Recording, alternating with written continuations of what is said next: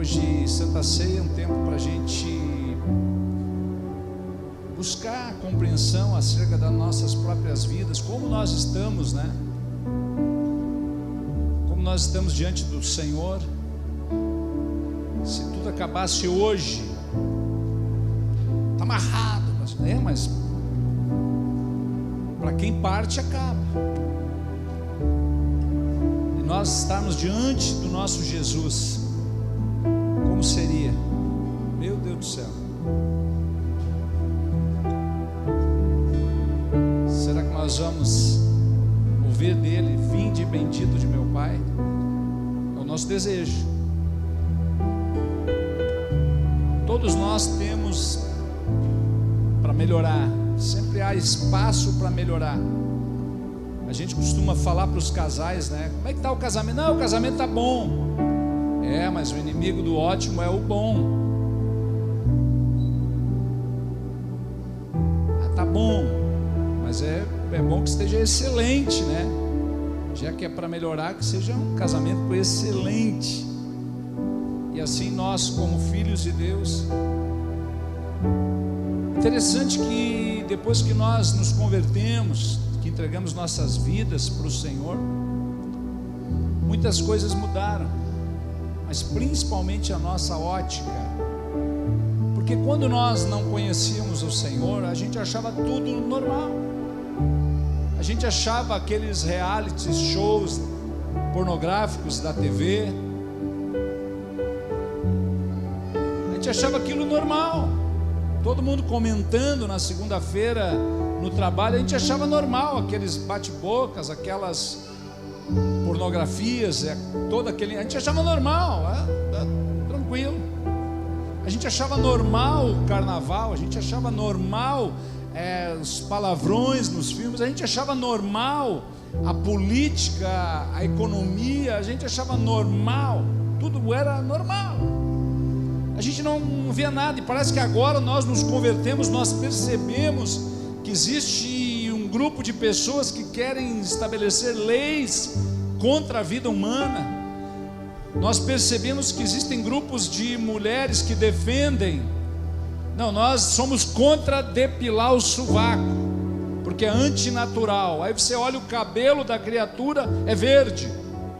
Nada contra o cabelo verde, mas então não venha falar que depilar o sovaco é antinatural. Existe um grupo de mulheres que defende alguns grupos específicos e não defendem outros, mas nós não notávamos isso, era tudo muito normal, e a gente vivia e não achava nada errado, era tudo normal. Mas quanto mais nós lemos a Bíblia, quanto mais nos aproximamos de Deus, estas coisas nos incomodam, nos entristecem. Esta é a palavra. Não nos incomodam, porque nada do exterior pode afetar quem nós somos no nosso interior. Somos filhos de Deus, e quando recebemos a Cristo, nós somos revestidos, somos cheios do Espírito Santo. Mas quando nós entregamos nossas vidas para o Senhor, de lambuja nós ganhamos alguns, não diria inimigos, mas perdemos alguns amigos.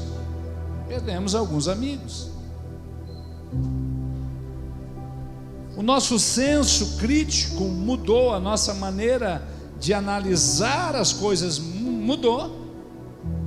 Aqueles políticos que nós votávamos antigamente, agora nós não votamos, porque nós percebemos que eles são a favor de leis que são antibíblicas, leis que são contra a igreja, leis contra o povo de Deus, mas nós achávamos tudo normal. Inclusive nós éramos filiados a eles, militantes daqueles grupos, mas achávamos tudo normal. E à medida que nós lemos, conhecemos Salomão, o homem mais sábio da terra, um homem que ele tinha viveiros de plantas, ele tinha frutas de todo mundo, frutas que ninguém tinha, Salomão tinha. Viveiros, criatórios de peixes, açudes maravilhosos, ele tinha mais gado que qualquer homem teve. E ele escreve no livro de Eclesiastes que quanto mais sabedoria temos, mais tristeza acrescenta. mas ele está falando de um conhecimento de Deus, de uma sabedoria de Deus, onde nós conhecemos a Deus, conhecemos a palavra de Deus e vamos aprendendo a perceber como Deus vê as coisas, como Deus enxerga o mundo, o quanto Deus se entristece com o pecado, e nós vamos também nos entristecendo com o pecado, e dentro de nós começa a despertar uma indignação santa, à medida que nós nos aprofundamos no Evangelho, nos aprofundamos nas Escrituras, nós conhecemos mais a Deus, entendemos como Deus se movimenta, como Deus pensa. Nós, à medida que lemos mais e mais o Novo Testamento, começamos a entender o ministério de Jesus, porque quando nós não tínhamos o conhecimento, nós víamos alguns filmes, olhávamos para Jesus, aquele Jesus de Michelangelo, loiro, olhos azuis, olhávamos para ele e pensávamos: coitado, olha só, tadinho, está apanhando, coitadinho. Nós não entendíamos, mas à medida que nós vamos lendo o Novo Testamento, nós ficamos pensando: coitadinho dos fariseus, receberam o Messias e o rejeitaram. Como será o dia do juízo para eles? Como será o dia? Eu imagino quando eles morreram, que eles se depararam com o próprio Rei dos Reis, Senhor de Senhores. Enquanto há vida, há esperança. Entendendo que desde o princípio, Deus ele fez um lugar maravilhoso para o ser humano, o Éden, lugar de delícias. Uau! Lugar maravilhoso. Mas havia pouquíssimas regras para que se vivesse ali. Por quê? Porque o homem foi feito à imagem e semelhança de Deus. Para você entender como que Adão e Eva estavam nus e não percebiam. Como assim? Eles não tinham olhos? Tinham. Mas como eles foram feitos à imagem e semelhança de Deus, eu na minha imaginação santificada, por quê? Porque não está escrito, mas a gente vai juntando as pontas e percebe como eles não percebiam que estavam nus. Eu imagino que eles estavam revestidos de glória. Eles tinham um corpo certamente semelhante a de Cristo glorificado. Eles não percebiam por quê? Porque estavam revestidos da glória de Deus. Ou seja, a glória de Deus é melhor do que qualquer tipo de vestimento. E havia uma sentença à desobediência. Olha, vocês podem fazer o que quiser aqui, comam frutas. E Deus fez árvores que produziam sementes, frutos. O ser humano, ele não precisava matar para comer. Os animais eles não eram carnívoros, eles eram herbívoros. Eles comiam grama, pasto, erva, frutas. O ser humano, ele era suprido na sua necessidade com toda sorte de frutas. E eu imagino o quão deliciosas eram. Por quê? Porque era no paraíso. Era no paraíso. Então eu imagino o tipo de fruta que tinha, com todo tipo de nutriente. Mas ainda assim, por mais que, porque a necessidade deles era diferente. Por quê? Porque eles eram semelhantes a Deus.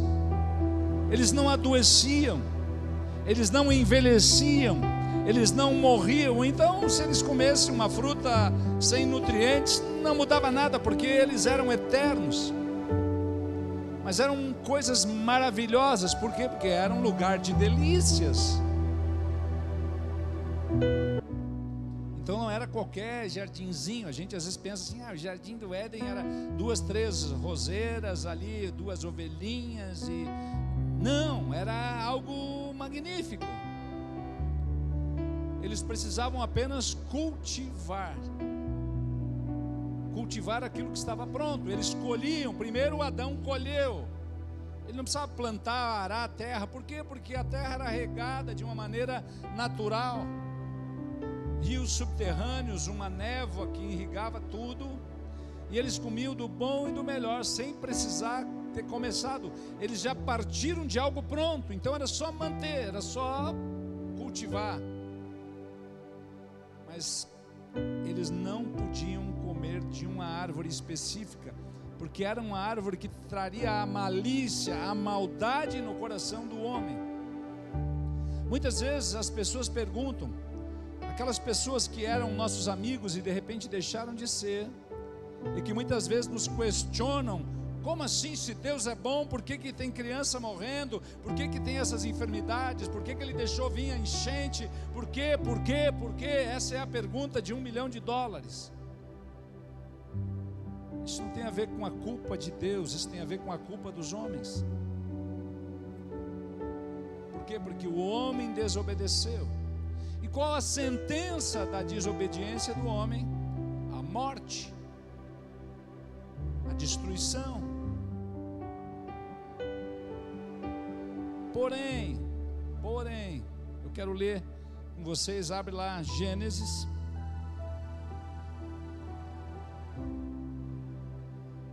capítulo 3, e essa pergunta é a pergunta da serpente. Quando as pessoas vêm perguntar: mas por quê? Que Deus é esse? É a serpente e a Eva. Não é bem assim, não é bem assim. E hoje nós relativizamos tudo. Não é bem assim. E hoje nós achamos, porque um dia fomos batizados, aceitamos Jesus, e porque temos um nome na lista, no hall de uma igreja, congregamos numa igreja, achamos que temos o direito de não irmos. Não, hoje eu não vou no culto porque está muito quente. Não, porque está chovendo. Não, eu estou cansado, eu vou ficar com a minha família em casa, o meu celular e eles e o celular deles. Hoje nós vamos tirar o dia para nós, eu, meu celular e eles e o celular deles, tá bom? E nós achamos que temos o direito de não congregar. E não há quem falte de mentir, dizer: não, você não precisa congregar. É óbvio que se você for prisioneiro de guerra, se você for prisioneiro político, você não vai poder congregar, e aí você vai se alimentar da reserva que você tem. Foi o caso de Daniel, foi o caso de José e outros, se alimentaram da reserva que tinham, e eles tinham muita reserva. O quanto de reserva nós temos, o quanto de conhecimento nós temos, o quanto de Bíblia nós lemos esta semana. Um versículo, 2. Se eu perguntasse quem leu mais de um capítulo, 2, 3. Então não temos muita reserva. O que nós temos muito é axiologia e evangeliquez. Mas conhecimento nos falta. O povo perece por falta de conhecimento, e pelo fato de não termos conhecimento, nós achamos que o mundo é normal do jeito que está.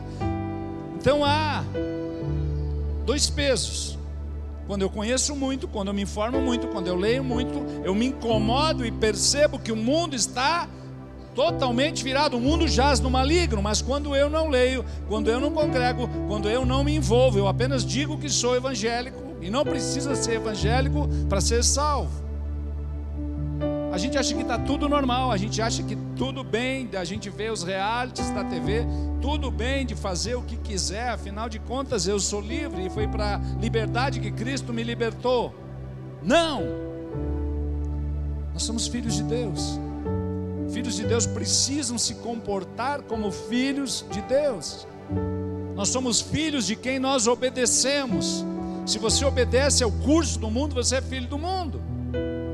Então, se você é filho de Deus, obedeça o seu pai.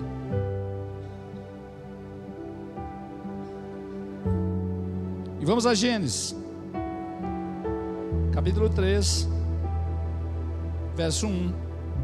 Mas a serpente, mais sagaz que todos os animais selváticos que o Senhor Deus tinha feito, disse à mulher: é assim que Deus disse: não comereis de toda a árvore do jardim? Pondo dúvida. É aquele seu amigo que não é bem assim. É o amigo serpente, colega de serviço serpente.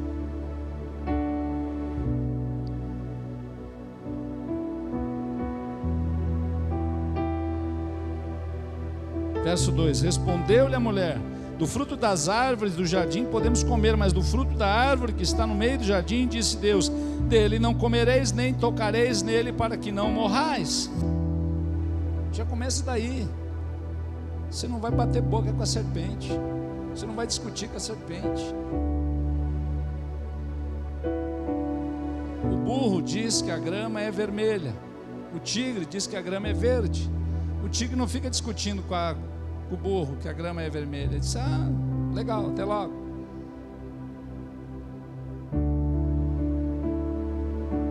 Nós, filhos de Deus, aguardamos a oportunidade certa, em momentos de fragilidade, de necessidade dessas pessoas, e aí sim nós falamos do amor de Deus.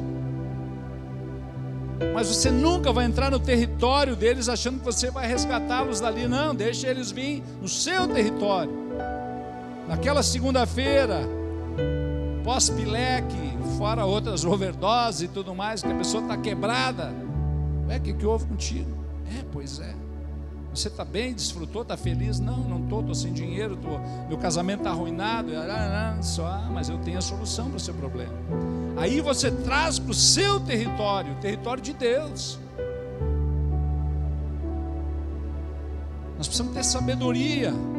Mas você não vai entrar naqueles lugares para discutir que a grama que eles creem é vermelha. Não, deixa eles com a grama vermelha. Não jogue pérolas aos porcos, espere a oportunidade.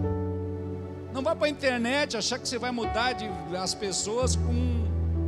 Não perca seu tempo ali tentando argumentar. Deixa eles pensar que a grama é vermelha.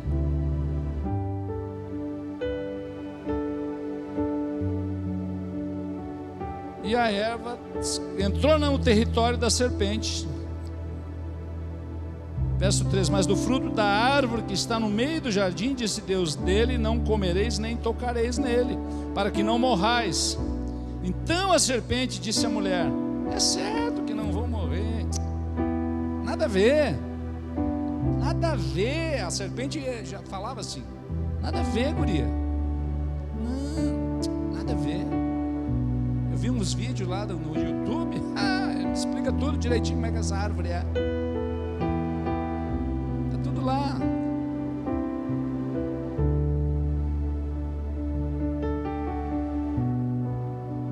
É certo que não morrereis, nada a ver. Verso 5: porque Deus sabe que no dia em que dele comerdes, se vos abrirão os olhos, e como Deus sereis conhecedores do bem e do mal.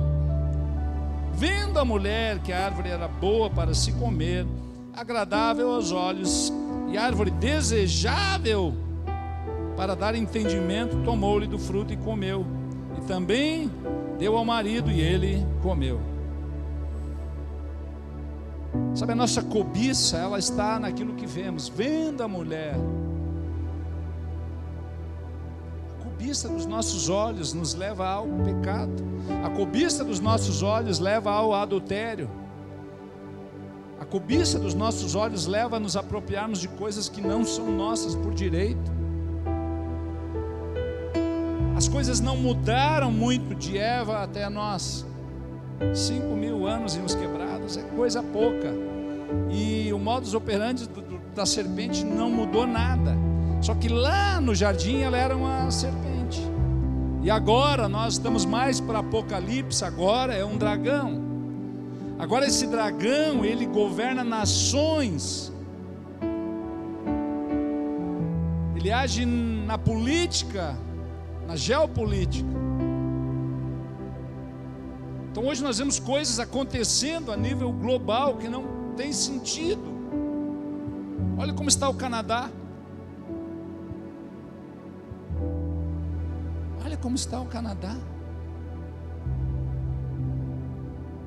Está virado. Olha como está a Europa. O sonho de muitas pessoas: eu vou passar a lua de mel em Paris. Não é mais aquela Paris dos filmes dos anos 90. E assim vai. Por quê? Porque a antiga serpente, o dragão, está agindo ao redor do mundo. Mas nós, como igreja, nós precisamos estar atentos. Vendo a mulher que a árvore era boa para se comer, agradável aos olhos, desejável. Olha o desejo. O desejo hoje das grandes corporações é que o povo consuma, compre, gaste. O prazer do pobre era receber, ir para o shopping, levar as crianças no Mac, comer uma coisinha, comprar uma coisinha. Agora nem precisa mais sair no shopping para comprar uma coisinha, porque agora as coisinhas estão toda hora batendo a porta. Desejo, cobiça, ganância, nada a ver.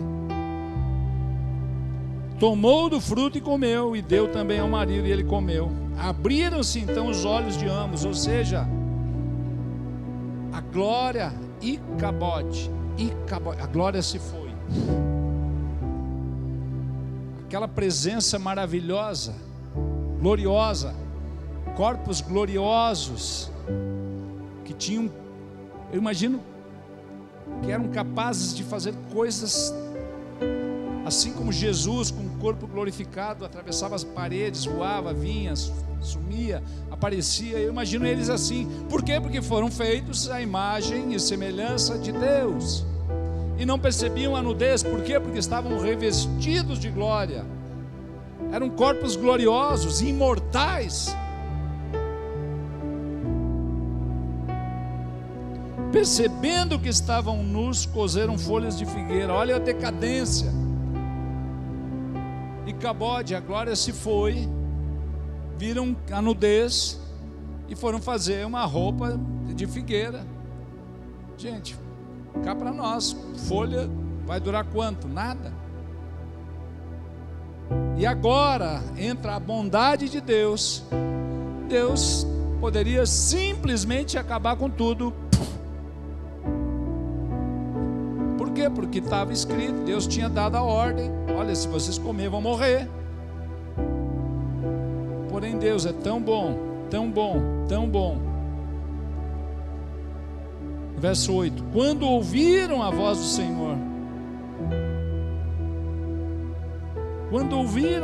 Senhor, Deus, que andava no jardim pela viração do dia. Gente, quem é que pode ver Deus sem morrer? Somente alguém semelhante a Ele.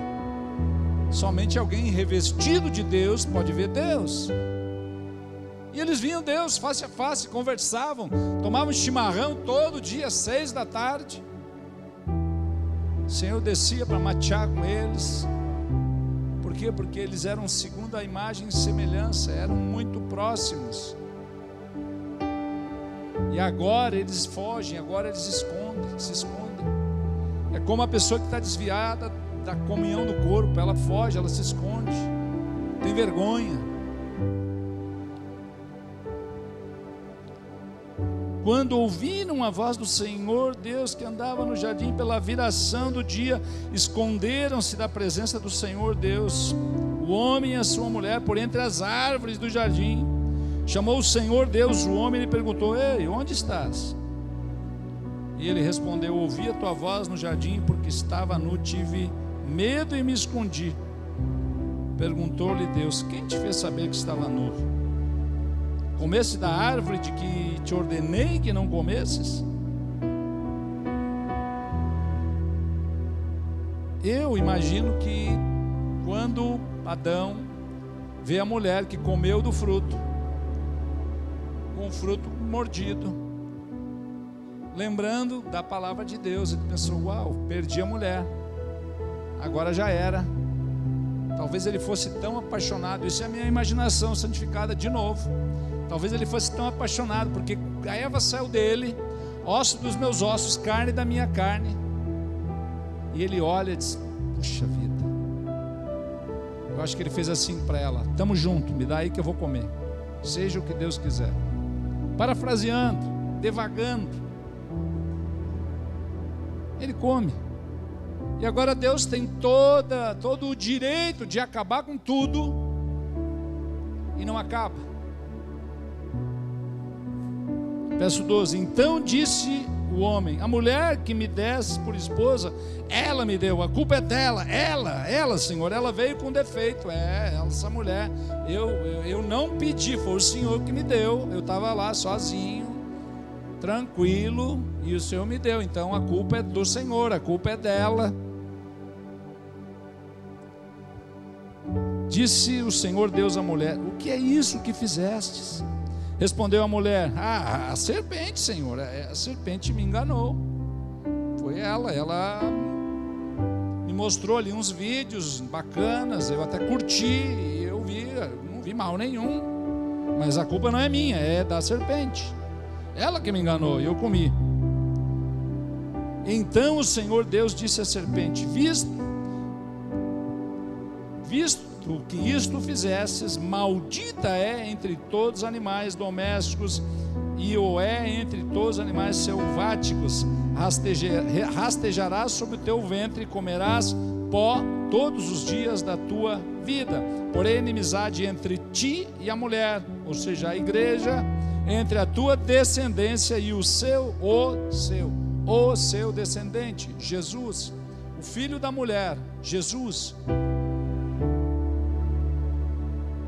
Este te ferirá a cabeça e tu lhe ferirás o calcanhar. Aqui fala da cruz, aqui fala da volta do Messias, que vai esmagar a cabeça da serpente. Assim como lá em Apocalipse fala do diabo, o dragão, a antiga serpente. Então a antiga serpente, ela se alimenta do quê? De pó.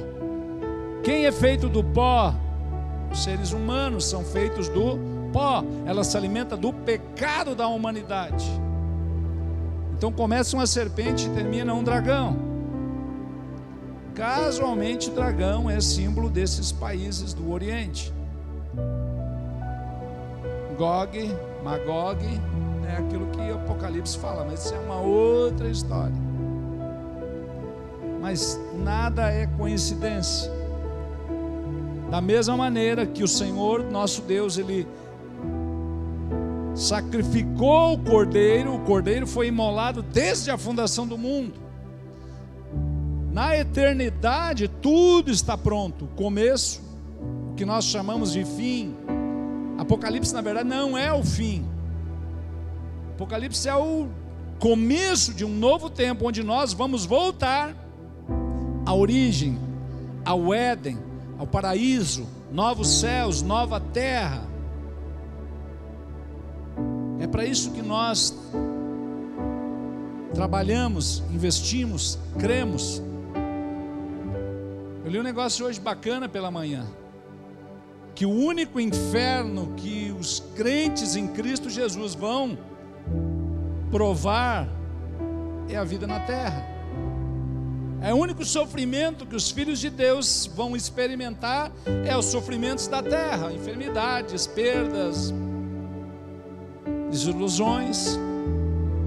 E o único paraíso que os descrentes vão experimentar é a vida na terra.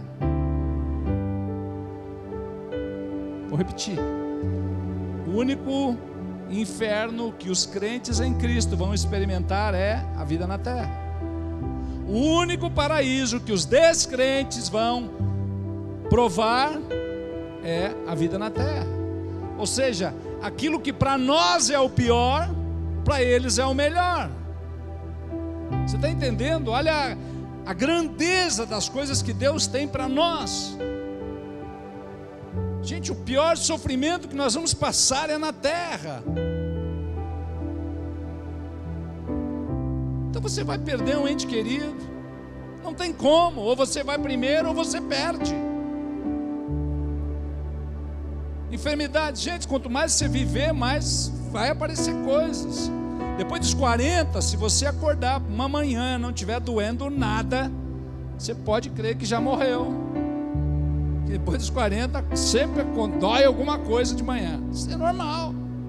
Por quê? Porque esse é o corpo que o Adão ganhou depois do pecado. Gente, toda a criação foi afetada. Todos os animais foram deformados. Todos os animais, não tinha pé de maricá. Se tinha pé de maricá era sem espinho. Roseira não tinha espinho. Cachorro não tinha pulga. Não tinha carrapato, não tinha aranha, não tinha bicho peçonhento. Com o pecado, olha, continuando o texto, Deus está falando com a mulher: porém, inimizade entre ti e a mulher. Gente, se é um bicho que mulher tem medo, é cobra. Meu Deus do céu. Só de pensar as mulheres já ficam. Por quê? Porque é algo profético. Inimizade entre a serpente e a mulher. Claro que aqui está falando da igreja. Aqui está falando do descendente, o Cristo, o filho da mulher, o filho da Maria. Multiplicarei sobremodo os sofrimentos da tua gravidez. Não é só do parto, é da gravidez. De todos os mamíferos, você vê que o parto é tudo de boa. A vaca está no campo ali, não estou comparando, gente, longe de mim, tá? A vaca está no campo, de repente, o bezerrinho, puf, cai. Ela já lambe a cria, o bicho já levanta e já sai mamando. É tranquilo. Certamente antes do pecado, se a mulher fosse ganhar filho, ia ser algo pai, pum. A Larissa está se abanando já. Meu Deus, está quase. Mas fique tranquilo que o Senhor é contigo. Mas tudo isso é decorrência do pecado. Não é da vontade perfeita de Deus. Então não adianta querer culpar Deus das guerras, das misérias, das fomes. A culpa é nossa, é o nosso pecado. Por mais que a gente, mas a culpa é do Adão. Mas nós continuamos pecando. Os governos, as nações continuam pecando. Se toda a terra, se os bilhões e bilhões de habitantes se convertessem, buscassem a Deus, certamente Deus ia abreviar. Opa, vamos parar por aqui. Jesus, pode ir que está tudo pronto. Mas não. Velhos que se conhecem estabelecem guerras para que jovens que não se conheçam matem uns aos outros, enquanto os velhos que se conhecem tramam as guerras. E quem chora a morte dos seus é as mamães, as vovós, porque eles estão tranquilos nos seus gabinetes. Então não adianta culpar Deus. Deus deu o livre-arbítrio, nós escolhemos, nós decidimos e nós sofremos as consequências. É como o pecado. Uma vez que o pecado ele é concebido, ele gera algo. Mas eu pedi perdão. Ok, você pediu perdão, mas a consequência virá. A semente, você vai colher o fruto da semente que foi lançada. O perdão é uma coisa, Deus perdoa. Se arrependeu, Deus perdoa. Mas a colheita, ela vem. A colheita é inevitável. Verso 17. E Adão disse: visto que atendestes a voz de tua mulher e comeste da árvore que eu te ordenara não comesse, maldito é você. Não é isso, né? Ele não amaldiçoou o homem. Olha como Deus é bom. Olha como Deus é bom. Deus é maravilhoso. Ele poderia, sim, poderia matar, fazer o que ele quisesse. Ele é Deus, mas ele diz: Adão, visto que atendestes a voz de tua mulher e comeste da árvore que eu te ordenara não comesse, maldita é a terra. É a terra que foi amaldiçoada. E agora aquele paraíso, aquela terra maravilhosa, em fadigas obterá dela o sustento durante os dias de tua vida.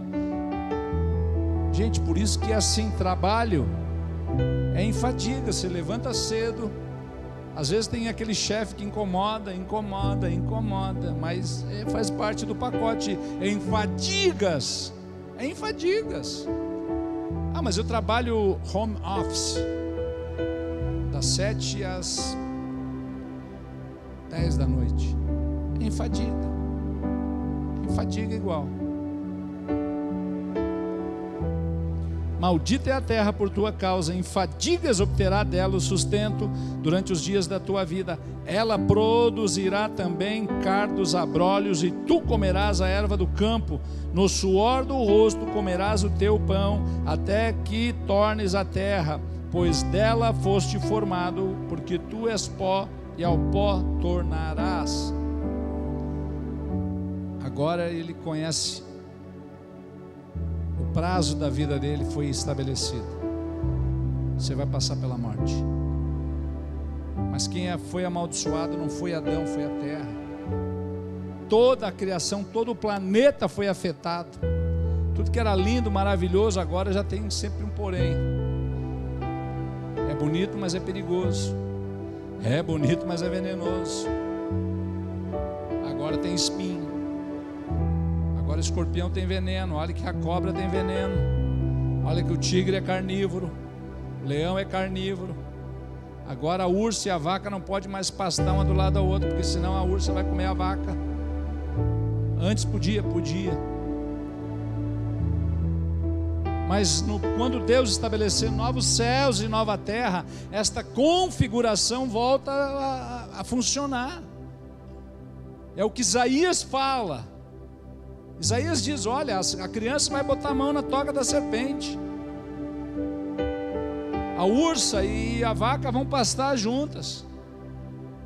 Por quê? Porque assim era no princípio. E é assim que Deus vai estabelecer. Deus, ele poupou o homem da sua sentença. Ele estabelece uma sentença branda. O crime era passivo do corredor da morte. O crime que Adão comete era para ele ir para a cadeira elétrica, para o pilotão de fuzilamento, a forca, a decapitação. Mas Deus, ele disse: não, é só serviço comunitário, Adão. Você vai dar aí umas cestas básicas, você vai ir nos bairros, reunir com pessoas, fica tranquilo, é uma pena branda. Quem na verdade vai para o corredor da morte é o meu único filho, Jesus. Parafraseando, foi assim. Ele não impõe uma sentença contra Adão, ele impõe a sentença contra o próprio único filho. Quem pagou o preço foi o único filho, Jesus. E vocês querem dizer que Deus não é bom? Aquele teu colega serpente vem dizer que Deus não é bom. Me poupe. Não era para ter nenhum ser humano sobre a terra. Então Deus é bom. E se tem guerra, quem faz são os seres humanos, não é Deus. Se tem enfermidades, a culpa é nossa. A culpa é do ser humano. Mas há uma boa notícia: Jesus venceu. Jesus morreu na cruz. Jesus nos reconciliou com o Pai. Jesus restabeleceu a nossa amizade. Agora nós podemos sim tomar chimarrão com Deus. Depende da sua criatividade. Se você tem fé o bastante para servir uma cuia de chimarrão, um banquinho, botar um banquinho para Deus e ficar ali conversando com Ele, você é livre. E Ele vai vir todos os dias na viração. Por quê? Porque Jesus abriu esse novo e vivo caminho através da cruz. Nós temos acesso direto, é linha direta ao Pai. Então, quando aquele seu amigo vier querer colocar a culpa em Deus, fale disso. Fale o quanto Deus é bom. Nós é que somos culpados, nós é que falhamos. Por quê? Porque não existe um homem sequer que faça o bem e que ainda assim não peque. Todos pecam. E nós estamos em um processo, nos reunimos em lugares como esse, para sermos alinhados, para buscarmos direção de Deus, como indivíduos, mas como corpo. Como é que o corpo vai se mover? Qual a movimentação da igreja? O que nós vamos fazer como corpo no bairro, na cidade? Como é a nossa movimentação? É para isso. E dia de Santa Ceia, gente, é o dia que a noiva está na frente do espelho. É o dia que a noiva sai da janela. Gente, eu nunca vi tanta gente na janela apontando o defeito dos outros. Como tem diagnóstico de igrejas, como tem diagnóstico de tudo, de todos. Tem gente que saiu da graça de Deus, que saiu do propósito para falar dos outros. Gente, já tem o Satanás, que ele é o nosso acusador. Ele acusa de dia e de noite diante de Deus. Então não precisa mais, já tem o Satanás e seus agentes. Não precisa baixar defeito. Gente, todo mundo tem defeito. Mas nós como igreja, nós viemos para alinhar os corações, nos tornar pessoas melhores, filhos de Deus melhores, cidadãos melhores, trabalhadores, empresários, pais, maridos, filhos melhores. É para isso. Então nós não estamos aqui para dar uma autoajuda para você, mas a ajuda que vem é a ajuda do alto. É do alto. Eleva os meus olhos para os montes. De onde me virá o socorro? O socorro não vem dos montes. O socorro vem do Senhor, que fez os céus e a terra, que fez os montes, mas não é dos montes. Talvez ao nosso redor tenha muitos montes, muitas dificuldades. Nós não vamos elevar os olhos para as dificuldades, mas nós vamos elevar os olhos para o Senhor, que fez todas as coisas. É Ele que tem a solução, Ele que tem a resposta, porque dele, por Ele, para Ele são todas as coisas. Amém? Passou muito rápido. Mais uma vez eu não vou pregar tudo que eu anotei. Fico sentido. Mas nós vamos tomar ceia. E eu quero chamar já os irmãos do louvor, os irmãos que vão servir. E hoje eu nem vou ler Apocalipse. Acho que não. Ainda não terminou.